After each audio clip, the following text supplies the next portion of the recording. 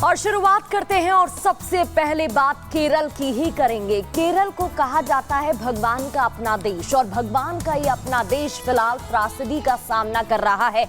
सोमवार देर रात 2 बजे भूस्खलन आता है और जिसके बाद तबाही का मंजर देखने को मिल रहा है। बिल्कुल, इस कुदरत के कहर में 123 लोगों की जान चली गई है, जबकि 128 लोग घायल बताए जा रहे हैं। लगातार वहां पर रेस्क्यू ऑपरेशन चल रहा है। लेकिन देखिए, अगर हम वायनाड की बात करें तो पहली बार नहीं है जब इस तरीके के हादसे वहां पर हुए हैं। कई दफा इस तरीके के हादसे वहां पर निकलकर सामने आए हैं, लेकिन फिलहाल जो त्रासदी वहां पर आई है और क्या स्थिति वहां पर बनी हुई है, एक रिपोर्ट के जरिए आपको दिखाते हैं।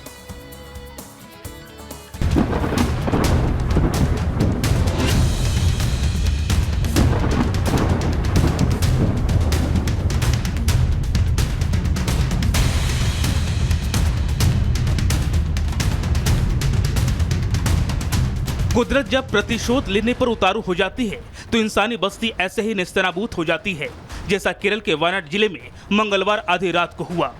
रात के अंधेरे में जिस वक्त केरल के वायनाड में ज्यादातर लोग नींद के झोंके में थे, वहां लगातार हो रही मूसलाधार बारिश के बीच आधी रात को जमीन खिसका और चारों तरफ चीख पुकार और तबाही मच गई। आधी रात लोग जान बचाने के लिए एक दूसरे को पुकार रहे थे, लेकिन वहां बचाने वाला कोई नहीं था। इस हादसे में कुछ लोग ही ऐसे खुशकिस्मत निकले जिनकी जान बच गई।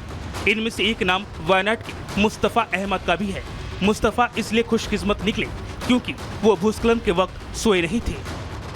1:40 में पूरा आवाज आया। बाद में हम लोग रूम में था, उतर गए तो मेरा रूम से तकरीबन 30 मीटर दूर पूरा गिर गया। हम बाहर गए, जल्दी सोया नहीं था, इसे वेट किया। हमारा रूम दूसरा था। कह रहे कि बहुत सारे लोग अंदर फंस गए। बहुत सारे पूरा एक गांव है, पूरा गांव का आदमी पूरा है। मुस्तफा भले ही खुशकिस्मत निकले, लेकिन वायनाड के चुरल माला गांव के ज्यादातर लोगों के साथ किस्मत ने दगा कर दिया। आधी रात नींद की बेहोशी और लगातार हो रही मूसलाधार बारिश के बीच ये तबाही इतनी भयंकर थी कि चुरल माला गांव का एक बड़ा हिस्सा बह गया। जब तक सुबह हुई, राहत बचाव कर्मी यहां तक पहुंचे, इलाके का पूरा भूगोल ही बदल चुका था। ये अंदाजा लगाना मुश्किल हो गया कि चुरल माला गांव कितने लोगों का बसेरा था। हालांकि हादसे के बाद मंगलवार को पूरे दिन सेना और एनडीआरएफ की टीम ने पूरे दिन रेस्क्यू ऑपरेशन चलाया, लेकिन रात होने तक यहाँ लाशों के मिलने का सिलसिला अब भी जारी है। अब तक सामने आई जानकारी के मुताबिक वायनाड में इस भयंकर भूस्खलन के दौरान 4 गाँव बुरी तरह से प्रभावित हुए और 120 से ज्यादा लोगों की लाशें निकाली जा चुकी है, जबकि करीब इतने ही लोगों को रेस्क्यू टीम ने यहां से सुरक्षित निकाल भी चुकी है। लेकिन जो बात सबसे ज्यादा परेशान करने वाली है वो ये कि मंगलवार के दिन भर चले रेस्क्यू ऑपरेशन के बाद भी 500 से ज्यादा लोग अब भी लापता बताए जा रहे हैं।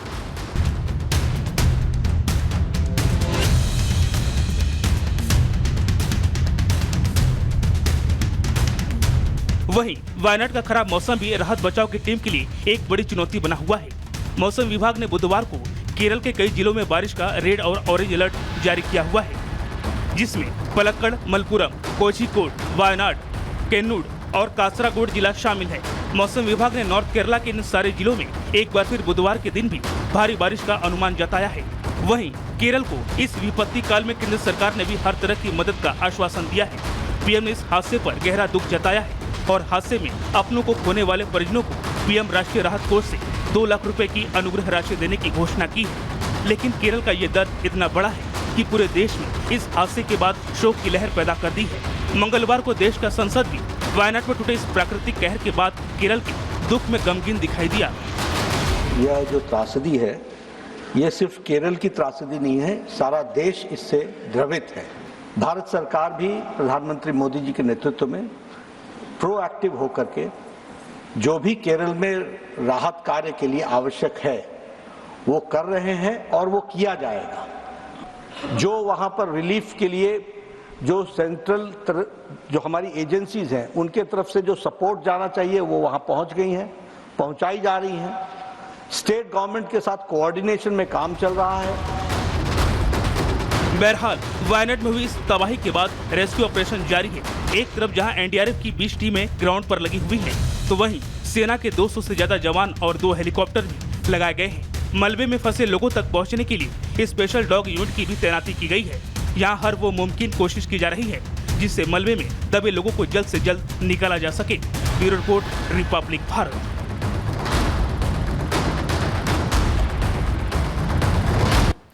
तो कुदरत की कहर ने वायनाड में इस कदर तबाही मचाई है कि हर ओर लोग बेहाल परेशान और हर ओर जो है त्रासदी की तस्वीर निकलकर सामने आ रही है। लेकिन आखिर लैंड ऑफ गॉड में बार बार तबाही क्यों आती है, जरा ये हम ग्राफिक्स के जरिए समझ लेते हैं। देखिए, केरल में 2018, 19, 2020, 22 की अगर बात करें तो यहाँ पर भी जबरदस्त तरीके से तबाही हुई थी। कई लोगों की जान जो इस तबाही में चली गई थी। इसके अलावा अगर हम बात करें देखिए वायनाड की, तो ये डेंजर जोन माना जाता है और यही वजह है कि लगातार यहाँ पर इस तरह के हादसे होते रहते हैं। केरल का 43% हिस्सा जो है डेंजर जोन में आता है। वायनाड, कोट्टायम, इसके अलावा इडुक्की की बात करें तो ये जो है खतरनाक जोन है। इडुक्की की 75% जमीन पहाड़ी ढलान है। वायनाड की 51% जमीन जो है पहाड़ी ढलान बताई जाती है। केरल के दोनों जिले जो है भूस्खलन संभावित क्षेत्र हैं और यही वजह है कि लगातार यहाँ पर खतरा। वायनाड की जमीन लेटरलाइट है और लेटरलाइट मिट्टी का कमजोर होना जो है इस वजह से यहाँ पर देखिए लगातार जो है जो जमीन है वो कटने लगती है और इसके बाद जो है ये हादसे होते हैं। मानसून में भूस्खलन का खतरा सबसे ज्यादा बना रहता है। बारिश में ढलान से जो जमीन है वो खिसक जाती है। 2019 और 2020 की बात करें, याद होगा आपको, यहाँ पर जबरदस्त तबाही हुई थी और 8 जिलों में 80 भूस्खलन की घटनाएं जो है इस वक्त भी देखने को मिली थी।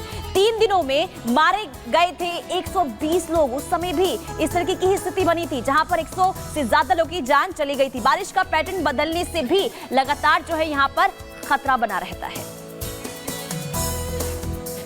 और चलिए आगे बढ़ते हुए अब बात एमपी की कर लेते हैं। मध्य प्रदेश के श्योपुर जिले में प्रशासन ने बड़ा एक्शन लिया है। वहां जांच के दौरान पाया गया कि वहां 56 मदरसे ऐसे थे जो सरकार से बच्चों को शिक्षा देने के नाम पर अनुदान तो वसूल रहे थे, लेकिन वहां मौजूद मौलवियों का पढ़ाई से कोई लेना देना ही नहीं था। लिहाजा सच्चाई सामने आने के बाद सरकार ने सभी 56 मदरसों की मान्यता खत्म कर दी है, जिसके बाद कुछ लोगों के पेट में मरोड़ उठना भी शुरू हो गया है। क्या है पूरी सच्चाई, रिपोर्ट देखिए।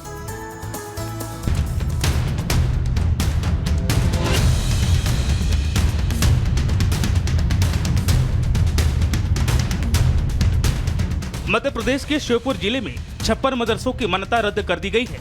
दरअसल श्योपुर जिले में 80 मदरसे संचालित हो रहे थे। इनमें से 54 मदरसे ऐसे हैं जिन्हें सरकार से अनुदान मिल रहा था। शिक्षा मंत्री उदय प्रताप सिंह ने इसकी वजह भी बताई। श्योपुर का एक विषय निकल के आया कि यहाँ पर मदरसा बोर्ड है, स्कूल है लेकिन संचालित नहीं है। तो हमने उनके जो है विभाग ने उनको जो एड मिलती थी बंद करने का काम किया और एड बंद करने के बाद में भी वो उनका संचालन दोबारा शुरू नहीं हुआ। जब भौतिक सत्यापन के लिए विभाग के लोग गए तो वहाँ स्कूल पाए नहीं गए, बच्चे नहीं थे। तो स्वाभाविक रूप से इन परिस्थितियों में बंद करने के अलावा सरकार के पास कोई दूसरा विकल्प नहीं था।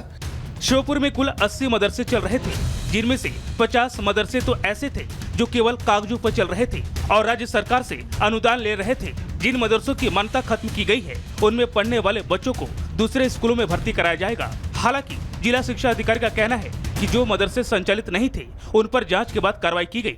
56 मदरसे संचालित पाए गए थे, जिसके रिपोर्ट मदरसा को वहाँ आयुक्त लोक शिक्षा को भोपाल भेज दी गई थी।